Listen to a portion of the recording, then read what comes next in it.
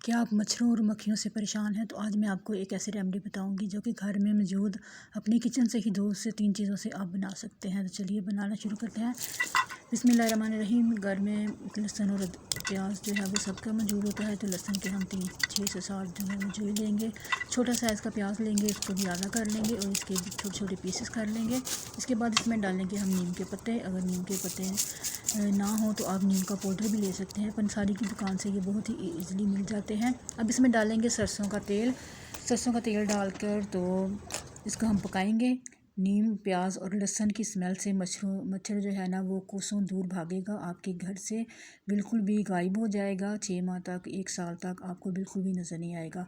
तो तेल को जलाने के बाद इसको हम छान लेंगे और ठंडा होने के बाद थोड़ी सी हम रुई लेंगे और हाथ से इस तरह मसल के इसकी बत्ती बना लेंगे और इसको ऑयल के अंदर डिप करके जलाएंगे।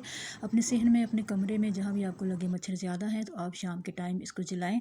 आप देखेंगे कि मच्छर जो है वो आपके घर से बिल्कुल गायब हो चुका है।